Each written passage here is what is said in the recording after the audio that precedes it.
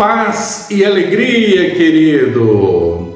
Voltando às nossas devocionais diárias, hoje nós chegamos em Gênesis capítulo 14, vamos iniciar esse capítulo hoje. E esta leitura eu quero motivá-lo a assistir este vídeo pelo YouTube, que você dê lá o seu like e divulgue este canal, para que outros possam nos acompanhar na leitura bíblica. Nossa devocional de hoje, Gênesis capítulo 14, do verso 1 ao verso de número 16. Sucedeu naquele tempo que Anafel, rei de Sinar, Arioque, rei de Elazar, Quedorlaomer, rei de Elão, Tidal, rei de Goi, fizeram guerra contra Bera, rei de Sodoma, contra Birza, rei de Gomorra, contra Sinabe, rei de Admá, contra Semeber, rei de Zeboim, e contra o rei de Bela, esta é Zoar. Todos estes se juntaram no vale de Sidim, que é o mar salgado.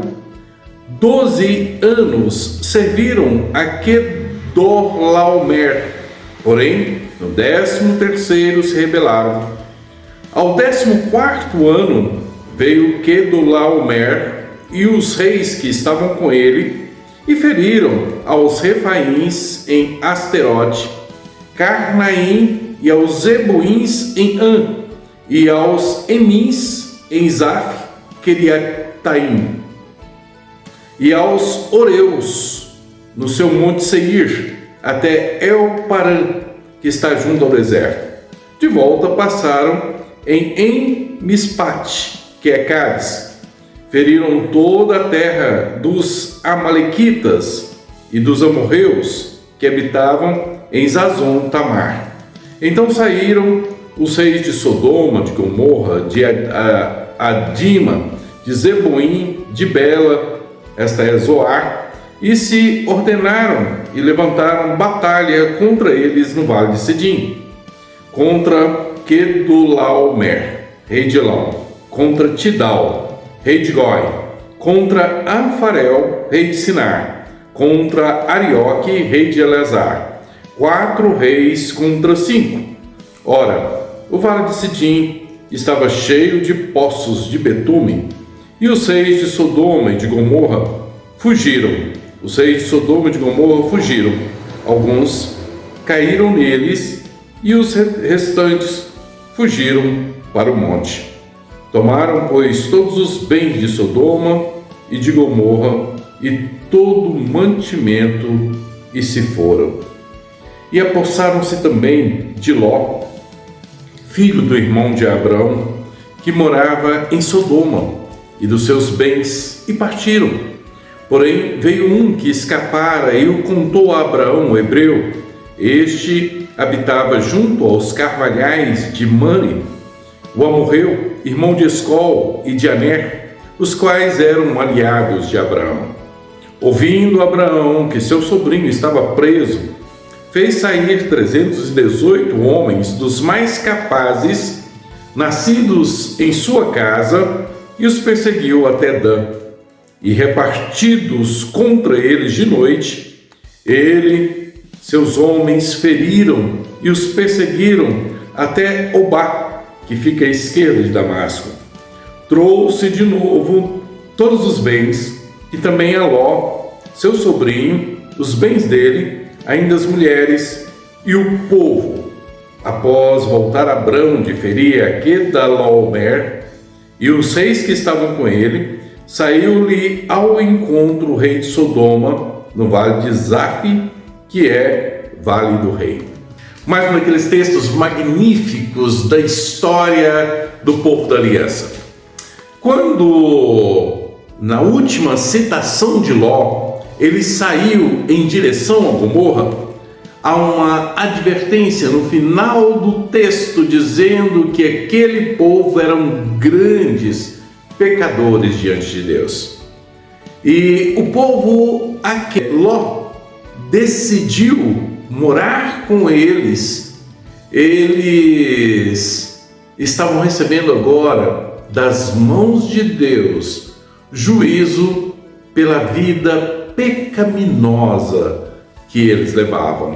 Derrotar estas nações, um grande exército se levantou, e o texto faz questão de descrever a vitória que estes 4 reis obtiveram sobre todas as cidades por onde eles passaram, até chegar em Sodoma e Gomorra. E a informação que nós temos é que os reis que foram perseguidos por estes 4 reis vencedores, alguns caíram em poços de betume e o que sobrou escondeu nos montes. Mas foi levado Ló e todos os seus bens. A família de Ló agora tornara escrava desses 4 reis. Abraão é informado dessa verdade. Então, o texto começa a mostrar as mãos poderosas de Deus conduzindo o povo da aliança em direção à vitória que o Senhor tem para que os seus propósitos se cumpram. Abraão reúne dentro da sua própria casa 318 homens treinados para a guerra. Isso destaca aquela informação que dei anteriormente de que essa peregrinação de Abraão ela era feita com um grande povo. Ele era chefe de uma clã poderosa. Se ele tinha 318 homens treinados para a guerra, podemos pensar neste movimento de Abraão durante a sua peregrinação de pelo menos umas 600 pessoas. Uniu-se a ele aqueles vizinhos com quem ele tinha também firmado aliança e vão em socorro do seu sobrinho Ló. Com este pequeno exército, Abraão surpreende aqueles 4 reis guerreiros e os derrota de uma forma vexatória. Qual que é a grande lição desse texto? A grande lição desse texto é que não há circunstâncias, não há impérios, não há exércitos que podem impedir o propósito de Deus de se cumprir na história. Abraão foi chamado para esta aliança e dele viria o Messias que esmagaria a cabeça da serpente. Nessa promessa da aliança, o Senhor então dá força àquele pequeno exército, dá estratégia àquele pequeno exército para derrotar esse grande exército que havia vencido tantas outras nações citadas. Há um destaque nesse texto que você precisa prestar atenção. Aqui, nesse bloco que lemos, é onde Abraão, pela primeira vez, é chamado de hebreu. Ele é chamado de hebreu e por causa da diferenciação que Moisés quer fazer das outras nações que é citado, dos outros nomes que é citados, por causa dessa linhagem bendita de onde viria o Messias. Meu irmão, Deus já decretou o fim dessa história. Nada foge ao decreto de Deus. Ele usa circunstâncias para cumprir o seu propósito. O que nós precisamos fazer é ajustar dentro deste propósito eterno, vivendo para a glória do Senhor, comprometido com a pessoa do Senhor Jesus Cristo. E certamente as batalhas que surgirem na vida, elas não são vencidas por nós, não é na nossa própria força. As batalhas são vencidas pelo nosso Deus. É Ele quem vai à frente do seu povo.